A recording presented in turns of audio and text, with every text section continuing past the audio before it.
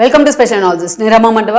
ఈరోజు అనాలిసిస్లో భాగంగా మనం తీసుకోబోతున్న టాపిక్ ఏంటంటే, ఈరోజు అనాలిసిస్కి మనం ఒక టైటిల్ పెట్టాం.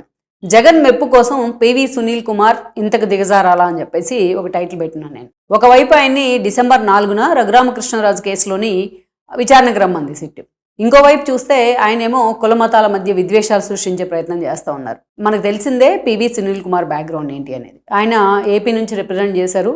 ఒక IPS officer, senior IPS officer, west Godavari Chintalapudi ప్రాంతం ఆయన. సో అక్కడి నుంచి మనం చూస్తే పలు కీలక పదవుల్లో కూడా ప్రభుత్వం తరపున పనిచేశారు ఆయన. ఎస్పెషల్లీ సునీల్ కుమార్కి అంత ఫోకస్ వచ్చిన సందర్భం ఏది అంటే, ఎస్పెషల్లీ జగన్మోహన్ రెడ్డి హయాంలోనే.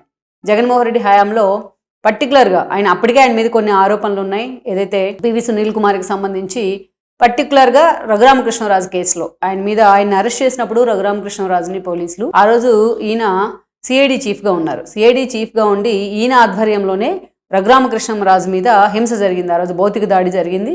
చాలా క్రూరంగా ఆయన హింసించే ప్రయత్నం చేశారు. సో అందుకే రఘురామ డే 1 నుంచి కూడా తాను బయటకు వచ్చిన దగ్గర నుంచి జైలు నుంచి కస్టోడియల్ టార్చర్ పెట్టారు అనే అంశం మీద ఆల్మోస్ట్ ఆయన ఎక్కే గడప దిగే గడప తేడా లేకుండా అందరినీ కలిసే ప్రయత్నం చేశారు. సో అలా పివి సునీల్ మీద ఫస్ట్ టైం మొదటి నుంచి కూడా వన్ సైడెడ్గా పోరాటం చేసింది ఎవరు అంటే రఘురామకృష్ణరాజే. ఆ స్థాయిలో ఫైట్ చేస్తూ వచ్చారు. రఘురామకృష్ణరాజు అసలు ఎక్స్పోజర్ ఇచ్చారనుకోవచ్చు పివి సునీల్కి ఆ స్థాయిలో. ఇక అంతేకాదు, కొంతమంది తన కింద క్యాడర్ కొంతమందిని హింసించారన్న ఆరోపణలు కొన్నిసార్లు వచ్చినాయి. అవినీతి ఆరోపణలు కూడా రావడం జరిగింది. అదేవిధంగా మరో ఆఫీసర్ అయిన రమేష్ ఆయన గురించి కొన్ని కీలక వ్యాఖ్యలు కూడా చేశారు. తన ఫ్యామిలీ ఇష్యూస్కి సంబంధించి గతంలో అవి కూడా ఉన్నాయి ఆరోపణలు. సో మొత్తానికైతే మాత్రం ఒక కాంట్రవర్షియల్ పర్సన్గా సునీల్ ఎప్పుడు కూడా వైఎస్ఆర్సీపీ హయాంలో వార్తల్లోనే వచ్చారు. వాళ్ళు కేసుల్లో కూడా ఇరుక్కుపోయి కూరుకుపోయి ఉన్నారు. ఈరోజు రఘురామ కేసును చాలా సీరియస్గా ప్రభుత్వం తీసుకుంది. కూటమి ప్రభుత్వం ఏర్పడిన తర్వాత అప్పుడు ఆ రోజు ఎవరైతే జగన్మోహన్ రెడ్డికి ఊడిగం చేశారో ఐపీఎస్ ఐఏఎస్ పదవులను అడ్డం పెట్టుకుని ఆ అధికారులను పలు కేసుల్లో ఉన్న వాళ్ళందరినీ కూడా పక్కన పెట్టే ప్రయత్నం చేసింది. లైక్ మనం చూస్తే సిఎస్ ఆంజనేయులు అరెస్ట్ అయి ఉన్నారు, ఆల్రెడీ రిలీజ్ అయ్యారు ఆయన గ్రూప్ ఎగ్జామ్ పేపర్స్కి సంబంధించి. అదేవిధంగా చూస్తే ఇంకా కొంతమంది విశాల్ గున్ని దగ్గర నుంచి ఇంకొంతమంది జత్వానీ కేసులోని ఆల్రెడీ సస్పెండ్ అయి ఉన్నారు. అలా కీలక అధికారుల్ని ప్రభుత్వం నిజంగానే శ్రీలక్ష్మి లాంటి వాళ్ళని పక్కన పెట్టే ప్రయత్నం చేసింది. దానిలో భాగంగానే సునీల్ మీద కూడా కూటమి సర్కార్ వచ్చిన తర్వాత ఆయన మీద సస్పెన్షన్ వేట్ వేసింది. ఇంకా ఉంది ఆయనకి కెరీర్, ఇంకా ఉంది ఏదైతే ఆయన పోస్ట్. అయినప్పటికీ కూడా ఆయన రిటైర్మెంట్ ఏజ్కి దగ్గరలో ఉన్నప్పటికీ ఆయన మీద సస్పెన్షన్ వేట్ పడింది.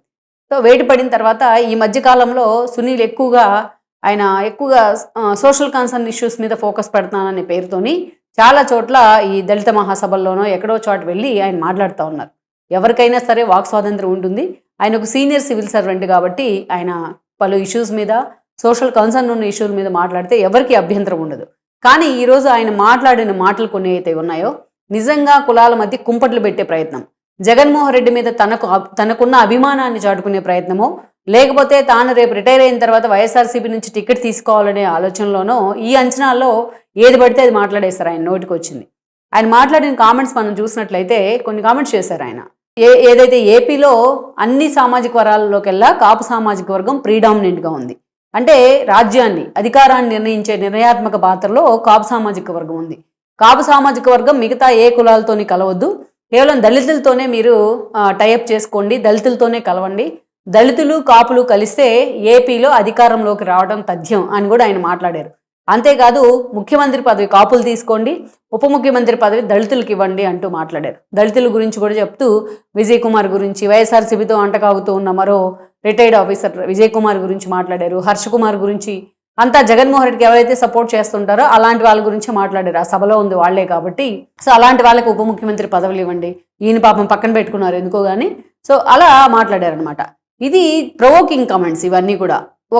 ఇక్కడ సునీల్ కుమార్ ఒక సీనియర్ సివిల్ సర్వెంట్. ఆయన మరి చదువుకొని ఎగ్జామ్ రాశాడా నిజంగానే, లేకపోతే ఎలా ఎగ్జామ్ రాశాడా అనేది ఇక్కడ నాకు డౌట్ వస్తూ ఉంది. ఇక్కడ ఒక సామాజిక వర్గమో రెండు సామాజిక వర్గాలు కలిస్తే ఏ పార్టీ కూడా అధికారంలోకి రాదు. అధికారంలోకి వచ్చే పార్టీకి ఏ ఒక్క సామాజిక వర్గమో రెండు సామాజిక వర్గాల్లో ఓట్లేస్తే ఎక్కడ అధికారంలోకి రావు. అవి మొత్తం అన్ని సామాజిక వర్గాలు, ప్రీడామినెంట్గా ఉన్న కాపు సామాజిక వర్గం అయినా, లేకపోతే అత్యధిక తక్కువ సంఖ్యలో ఉన్న సెట్టిబల్జల దగ్గర నుంచి చాలామంది, ఎలాంటి సామాజిక వర్గాలైనా అందరూ కలిస్తేనే మూకుమ్మడిగా అక్కడ అధికారంలోకి వచ్చే పార్టీకి ఓట్లు పడతాయి. ఈవెన్ అధికారంలో వచ్చే పార్టీ దాకా పోవక్కర్లే. ఒక ఎమ్మెల్యే కాన్స్టిట్యున్సీలో ఒక ఎమ్మెల్యే పోటీ చేస్తున్నాడంటే కేవలం అక్కడ దళితులు ఉండరు, లేకపోతే కేవలం కాపులో ఉండరు, లేకపోతే కేవలం కమ్మోళ్ళే ఉండరు. మిక్స్డ్ కల్చర్ ఉంటుంది. సో మిక్స్డ్ అన్ని కులాల వారు అక్కడ స్థానికంగా ఇష్యూస్కు తగ్గట్టు వాళ్ళ రేషియోలో వాళ్ళు ఉంటూ ఉంటారు. దాన్ని బట్టే అక్కడ రాజకీయ ఏదైతే ముఖ చిత్రం ఉండబోతుంది అనమాట ఉంటుంది ఎక్కడైనా సరే. సో అలాంటి చోట ఫర్ ఎగ్జాంపుల్ ఇప్పుడు మనం ఆయన పుట్టిన ఊరైన చింతలపూడి తీసుకుందాం. దెందులూరుకి వచ్చాం. దెందులూరులో కమ్మ సామాజిక వర్గానికి చెందిన ఎవరైతే ఎమ్మెల్యే ఉన్నారు ప్రభాకర్, కేవలం కమ్మ సామాజిక వర్గాలు ఓట్లు వేస్తేనే ప్రభాకర్ అక్కడి నుంచి గెలిచి ఎమ్మెల్యే కాల, అన్నిసార్లు అయ్యారు ఆయన ఎమ్మెల్యే అక్కడి నుంచి. లేకపోతే చింతలపూడి ఉంది కాన్స్టిట్యున్సీ, గతంలో పీతల సుజాత లాంటి వాళ్ళు ఉన్నారు, ఇప్పుడు కిరణ్ లాంటి వాళ్ళు ఉన్నారు, రోషన్ లాంటి వాళ్ళు ఉన్నారు.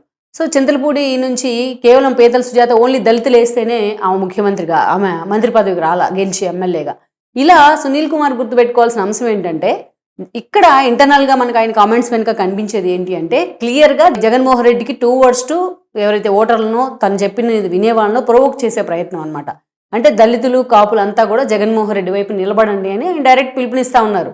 అదేదో ఆ యూనిఫామ్ తీసి పక్కన పెట్టేసి ఆల్రెడీ పక్కన పెట్టింది ప్రభుత్వం, ఓపెన్ స్టేట్మెంట్ ఇస్తే పోయేది, మీరంతా జగన్మోహన్ రెడ్డికి భజన చేయండి అని చెప్పేసి.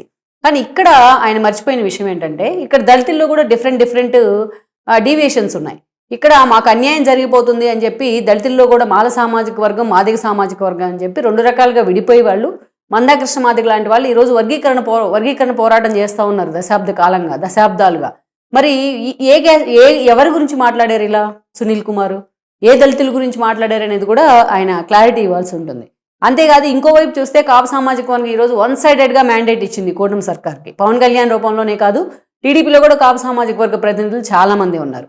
మరి వాళ్ళని ఉద్దేశించి ఆయన మీరంతా కూడా మా వైపుకు రండి, జగన్ వైపుకు రండి అని ప్రవోక్ చేసే ప్రయత్నం చేస్తూ ఉన్నారు. అది కూడా ఆయన మాటలు చూస్తే ఒక సివిల్ సర్వెంట్కి తగ్గ మాటలాగా లేవు.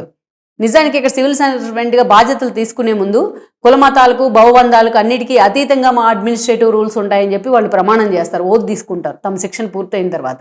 మరి ఈరోజు సునీల్ కుమార్ కేవలం అవన్నీ ఆవాహన చేసినట్టే మనకు కనిపిస్తూ ఉంటారు, మిగతావి తప్ప నైతికత కానీ ఆయన విలువలు, విశ్వసనీయత ఇలాంటి మాటలకు చాలా దూరంగా ఉన్నారు ఆయన సర్వీస్ రూల్స్లో. ఒక ఐపీఎస్ ఆఫీసర్ని ఎవరు కూడా ఇలా తిట్టాలనో ఇలా కమెంట్ చేయాలనో ఎవరు అనుకో.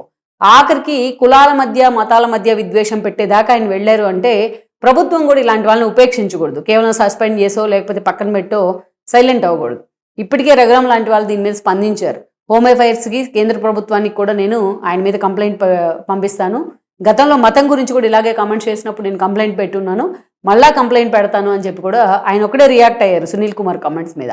సో నేను December 4న మళ్ళీ హీరింగ్ ఉంది ఆయనకి, రఘురామకృష్ణరాజు కేసులో హాజరు కావాల్సి ఉంది ఆయన సిట్ ముందు.